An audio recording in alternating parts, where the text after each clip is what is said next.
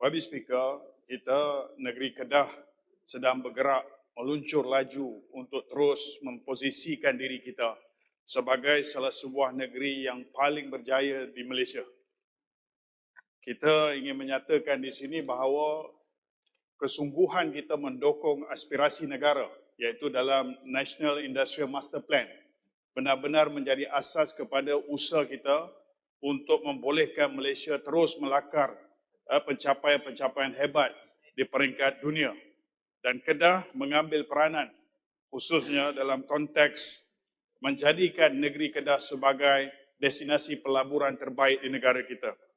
Alhamdulillah, pada tahun 2025, kita telah berjaya menarik pelaburan yang besar iaitu sebanyak 27.8 bilion.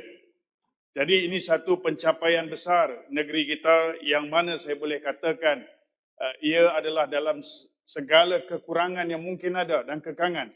Tetapi kita kekal, yang YB Speaker dan ahli Dewan Mulia, kita kekal rank number 1 untuk manufacturing sector di Malaysia.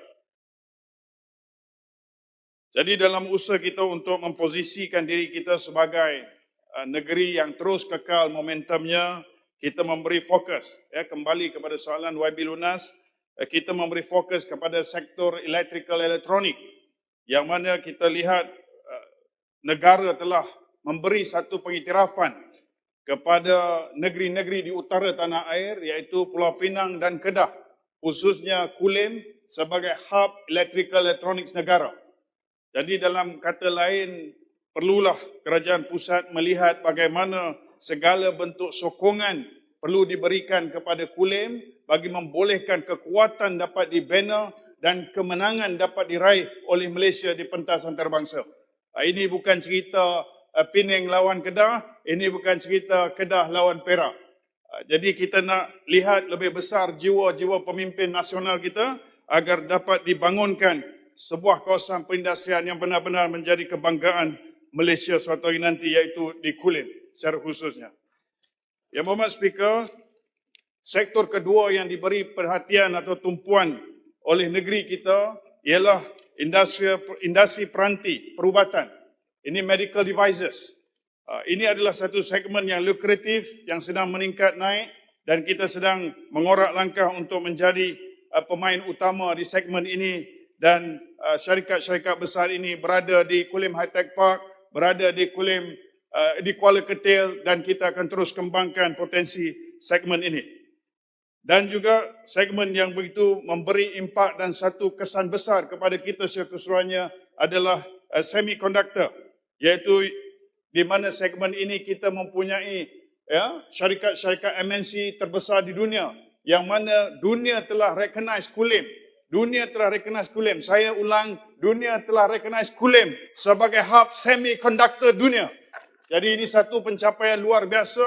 Sebab itu saya katakan kita perlu gerakkan usaha untuk terus melonjakkan Kulim sebagai destinasi pelaburan terbaik untuk semiconductor, buat negara kita Malaysia di pentas dunia menjadi terkemuka.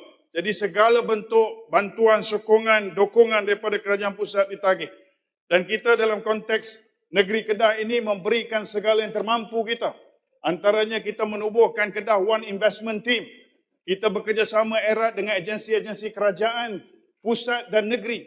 Kita tak ada perbezaan. Kita mendukung satu sama lain bagi membolehkan kita dapat memberikan perkhidmatan terbaik.